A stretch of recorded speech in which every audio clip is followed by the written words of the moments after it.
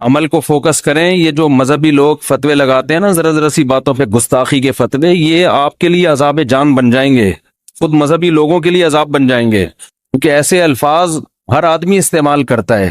ذرا سی زبان کسی کی لڑکھڑا گئی، ذرا سی دائیں بائیں ہو گئی، یہ کیوں نہیں بولا تو یہ والا لفظ کیوں نہیں بولا تو یہ بے ادبی، یہ گستاخی. اتنا گستاخی کا مفہوم اتنا وسیع کر لیا ہے کہ آج آپ جن لوگوں پر فتوے لگا رہے ہو کل آپ کے اوپر بھی لگیں گے. تو ایسی غلطیاں ہمیں ملتی ہیں، اسلاف میں بھی ملتی ہیں. یہ لفظ کہہ رہے تھے تو وہ کہہ دیا تو اس کے بجائے یوں کہہ دیا. بیان سے پہلے میں چھوٹی سی اس کی ایک مثال دوں.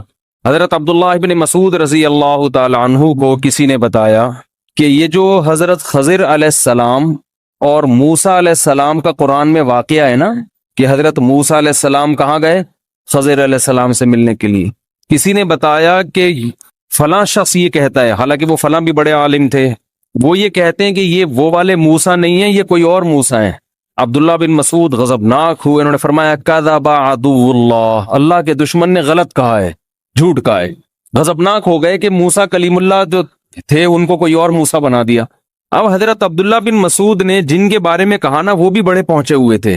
اب سوال پیدا تو ان کو اللہ کا دشمن کیوں کہہ دیا؟ اللہ کا دشمن تو کیا ہوتا ہے؟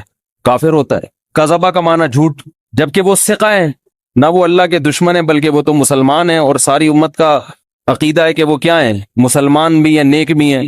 تو اب بہت سے لوگ عبداللہ بن مسعود رضی اللہ تعالیٰ عنہ کی بات کے مطلب لے کے اس کی تشریحات ہو رہی ہیں، ان کا یہ مطلب تھا تو یہ مطلب تھا. ہمارے حضرت نے فرمایا کوئی مطلب نہیں تھا، غیرت میں ایک بات انہوں نے کہہ دی ہے، ٹھیک ہے نا.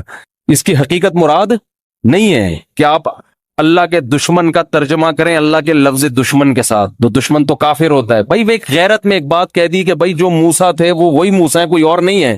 تو اب یہ نہیں کہ اس کو آپ اللہ کا دشمن کا مطلب وہ بالکل اس پہ وہی فٹ کریں. کہ بعض دفعہ انسان غضب کی کیفیات میں ہوتا ہے، تھوڑا سخت الفاظ استعمال کر لیتا ہے، آپ پکڑ کے بیٹھے ہوئے کہ اس کا یہ مطلب ہے، کوئی مطلب نہیں ہے. عبداللہ بن مسعود بھی ان کو مانتے تھے، نیک آدمی ہیں، بس ان کی بات کو سختی سے انہوں نے رد کر دیا. ہمارے دور میں اگر ایسا ہوتا ہم کہتے ہیں اس نے چونکہ فلاں کو اللہ کا دشمن کہا ہے. اب حدیثیں بھی کوٹ کرتے ہیں ہم، اللہ کا دشمن تو کافر ہوتا ہے. اور دوسری حدیث بخاری کی، جو بخاری یا مسلم کی حدیث نمبر، جو کسی مسلمان کو کافر کہے سامنے والا کافر نہ ہو تو یہ خود کیا ہو جاتا ہے؟ کافر. اب یہ بال کی کیا اتار لی جا رہی ہے؟ کھال. اور یہ فتنہ حوالے ہوں گے، حدیثوں کے حوالے بھی مل جائیں گے. ہم نے علماء سے بارہا سنا ہے کہ علم کی ایک بات اگر آپ کے پاس ہے تو اس میں 99 گنا عقل زیادہ ہوگی، تو وہ علم آپ صحیح استعمال کرو گے. علم جتنا ہے عقل اتنی نہیں ہے، تو وہ علم آپ کو غلط گائیڈ کرے گا. سمجھ میں نہیں؟ ابھی بیان شروع نہیں ہوا ہے، یہ تو میں ویسے ہی شروع میں سلاد رائتا بھی ہوتا ہے نا، کھانے سے پہلے کیا پیش کیا جاتا ہے؟ سیلڈ وغیرہ پیش کیا جاتا ہے، رائتا پیش کیا جاتا ہے، تھوڑا سا سوپ پیش کیا جاتا ہے. بڑی محفلوں میں یہ ہوتا ہے، تو ہم بھی بیان سے پہلے تھوڑا سیلڈ رائتا وغیرہ پیش کرتے ہیں. بعض جگہ یہ سیلڈ زیادہ ہوتا ہے، کھانا کم ہوتا ہے. ترکی میں پوری جیسے ہم اپنے بکرے دمبے کے سامنے رکھتے ہیں نا گھاس پھوس، ترکی میں آپ ہوٹل میں جائیں گے ٹرے میں آپ کے سامنے ایسے ہی گھاس پھوس لا کے رکھ دیں گے. آدمی کہے گا میں کو بکرا ہوں مجھے کیا کھلا رہے ہو. وہ کھاتے ہیں سیلڈ، بہت کھاتے ہیں. خیر، تو اس لیے جو لوگ امت میں جوڑ پیدا کرنا چاہتے ہیں ان کا علم کا بیان کرنے کا انداز مختلف ہوتا ہے. جو توڑنا چاہتے ہیں وہ بھی دلائل سب کے سیم ہوتے ہیں. ایک ہی دلیل سے آپ توڑ بھی سکتے ہو، اسی دلیل سے آپ جوڑ بھی سکتے ہو. یہ آپ کا مزاج ہے کہ آپ چاہتے کیا ہو. ہر دلیل میں یہ صلاحیت ہوتی ہے کہ آپ آگ بھی لگا سکتے ہو اور آپ لوگوں کو جوڑ بھی سکتے ہو اس سے. تو اس کی بہت ساری مثالیں ہیں، پھر میں دوں گا تو میرا ٹاپک سارا چینج ہو جائے گا. دیکھو اس کی میں ایک مثال دوں. اکثر میاں بیوی کی لڑائیاں ہوتی ہیں نا، لوگ سلو کرواتے ہیں. تو آپ کا پھڈا، میاں بیوی کا پھڈا ہوا، شوہر کو جا کے آپ نے شوہر کے حقوق سمجھانا شروع کر دیے قرآن و حدیث کی روشنی میں کہ تمہارا بیوی پر کے اوپر یہ حق ہے. حدیث کا ریفرنس بھی ہے، بخاری میں، مسلم میں، سارے ریفرنس بھی. پہلے ہی پھڈا چل رہا ہے ان کا، پہلے ہی آپس میں کیا ہو رہی ہے؟ لڑائی ہو رہی ہے. آپ نے ریفرنس دیا کہ تمہارا تو اتنا بڑا حق ہے کہ نبی نے فرمایا اگر عورت کو سجدے کی اجازت ہوتی تو حکم دیا جاتا کس کو سجدہ کرے؟ شوہر. بات بھی، حدیث بھی صحیح ہے، ریفرنس بھی صحیح ہے. شوہر یہ سن کر غصہ ٹھنڈا ہوگا یا بھڑکے گا؟ بھڑک جائے گا، یار ہمیں تو پتہ ہی نہیں تھا، ہم نے تو 2 لگائے، ہمیں تو 4 لگانے چاہیے تھے تھپڑ اس کے. میں اتنا بڑا آدمی اور اس سے تمیز سے بات نہیں کر رہی ہے، میں اتنا عظیم الشان انسان ہوں، ٹھیک ہے نا، میری اتنی ویلیو ہے کہ اگر سجدے کا حکم ہوتا کسی کو تو عورت کو حکم ہوتا کس کو سجدہ کرے؟ مجھ کو. اور میری بیوی سجدہ تو دور کی بات تمیز سے بات نہیں کر رہی ہے, ایک دم تیش میں آئے گا صحیح بخاری کی روشنی میں, حقیقت بتا رہا ہوں. اور آپ بیوی کو جا کے بھڑکایا آپ نے کہ نبی صلی اللہ علیہ وسلم کا ارشاد ہے خیرکم خیرکم لأہلہ. حدیث کا ترجمہ بھی آپ نے کیا, پہلے لفظی ترجمہ کیا کہ حدیث میں آتا ہے سب سے بہتر انسان وہ ہے جو اپنی بیوی کے لیے سب سے بہتر ہے. اگر تمہارا میاں گھر کے باہر لوگوں سے اچھی طرح سے بات کر رہے, لوگوں سے مل رہے, تمہارے ساتھ سلوک اچھا نہیں ہے, اللہ کی نظر میں 2 ٹکے کا آدمی نہیں ہے. یہی مطلب ہوا نا حدیث کا صحیح مطلب تو یہی ہے.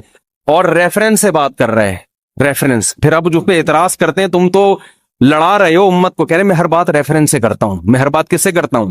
یہ الو بنانے والی باتیں ہیں.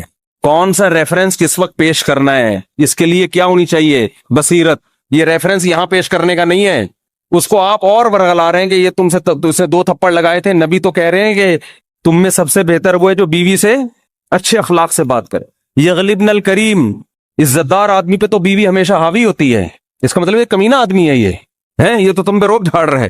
اور حدیث کا حوالہ آپ نے بلکہ کتابیں بھی دکھا دی, یہ لکھا, میں نہیں کہہ رہا, یہ لکھا ہوا ہے. تو علم ہے, کھوپڑی بولو صحیح کام نہیں کر رہی ہے, اس کی کھوپڑی صحیح کام نہیں کر رہی ہے. نبی نے یہ جو فرمایا نا تم میں بہتر وہ ہے جو گھر میں سب سے بہتر, یہ مردوں کو حکم دیا ہے. یہ خطاب کس کو ہے؟ یہ بیویوں کو نہیں, آپ نے عورتوں میں خواتین میں بیان نہیں کیا, یہ ان کو سکھایا ہے. اور عورت کو خطاب کیا کہ یہ سجدے کی اجازت ہوتی تو کس کو حکم دیتا؟ تمہیں حکم دیتا اس کو سجدہ کرو. آپ کیا کر رہے ہیں؟ ادھر والا ادھر لگا رہے ہیں, ادھر والا ادھر لگا, پھڈا ہو رہا ہے. عقل مند ہو گئے آپ تو آپ شوہر کو سمجھاؤ گے بھائی تو جھگڑ رہا ہے. دیکھو نبی صلی اللہ علیہ وسلم نے فرمایا اللہ نے عورت کو ٹیڑھی پسلی سے پیدا کیا ہے. پورا سیدھا دنیا میں آج کل مرد نہیں ہوتا, عورتیں کہاں سے ہوں گی پوری سیدھی. اور حدیث میں آتا ہے رسول اللہ صلی اللہ علیہ وسلم نے فرمایا کہ اذا ذهبت تقیمها, اگر تم پسلی کو سیدھا کرنے میں لگ جاؤ گے تو کسرها, تو توڑ دو گے, وہ سیدھی نہیں ہوگی. الا وان کسرها طلاقها, اور آپ نے فرمایا عورت کو سیدھا کرنے کا مطلب اس کو طلاق دینا ہے, نتیجہ گھر ٹوٹنے پر ہوگا. اگر آپ میں تمیز ہوگی تو یہ والی حدیث ریفرنس کے ساتھ یہ پیش کرو گے, اور اس کو جا کے آپ سمجھاؤ گے کہ نبی صلی اللہ علیہ وسلم نے فرمایا جس عورت کا شوہر ناراض ہو کے رات کو سو جائے اس عورت کی تہجد بھی اللہ قبول نہیں کرتا. وہ ریفرنس, ٹھیک ہے نا, یہ ریفرنس میں اپنی طرف سے نہیں کہہ رہا. اب بات سے بات چل نکلی ہے تو کچھ حدیثیں اسی اصول سے حل ہو جاتی ہیں, بہت سی حدیثیں اسی اصول سے حل ہو جاتی. نبی صلی اللہ علیہ وسلم نے فرمایا, آج کل آپ نے دیکھا ہوگا بہت سے لوگ گناہ کرتے ہیں, کبیرہ گناہ کر رہے ہیں, گناہ پہ گناہ. جب ان کو اللہ کے عذاب سے ڈرایا جاتا ہے کہ یار اس پہ پکڑ ہے, آخرت میں عذاب ہے, کیا کر رہے ہو, دلیل دیتے ہیں کہ اللہ نے, ایک عورت نے, ایک شخص نے پیاسے کتے کو پانی پلایا, اس پہ اللہ نے اس کے سارے گناہوں کو معاف کر. تو میں بھی کچھ عیدی سینٹر میں 2-4 دیگیں دے کے آ, میں تو کتے نہیں, میں تو انسانوں کو پانی پلا رہا ہوں, پانی بھی نہیں کھانا کھلا رہا ہوں. اور وہ مدرسہ بھی میں نے کھولا ہوا ہے, اور وہ ٹرسٹ میں نے کھولا ہوا ہے, اور میں وہ جو ہے ممانی میری بیوہ ہو گئی ہیں ان کو بھی خرچ کرتا ہوں. تو میں تو ایک کتے پہ جب بخشش ہو سکتی ہے جب ایک کتے پہ انسان کی بخشش ہو سکتی ہے تو ممانی بہرحال کتے سے تو, فرض کرو ممانی کسی کی بیوہ ہوئی ہو, اللہ نہ کرے کسی کی بیوہ ہوئی ہو, ایک مثال دے رہا ہوں, وہ کتے سے تو بہرحال بہتر ہے نا.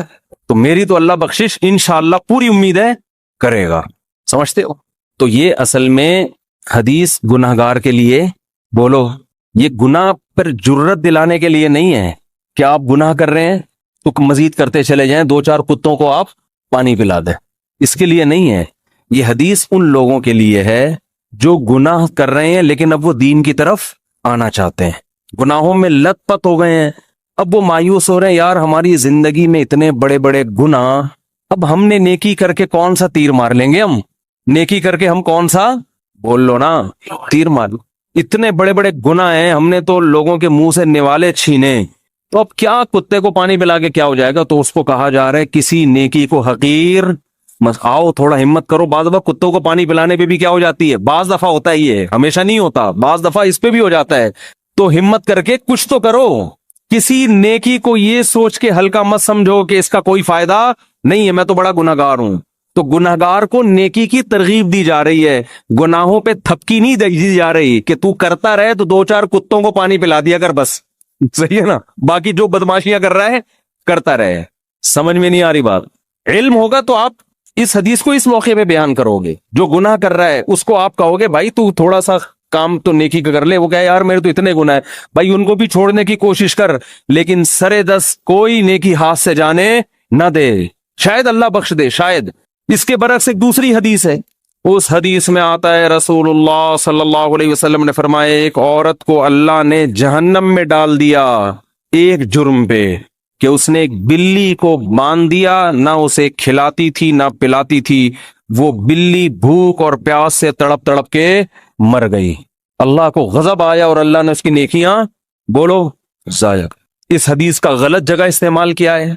गलत इस्तेमाल ये कि आदमी कहे यार मुझे अब नेकी करने का क्या फायदा, मैं इतनी नेकियां करूं, हो सकता है जिंदगी में कोई ऐसा गुनाह हो जाए जिससे सारी नेकियां जाया।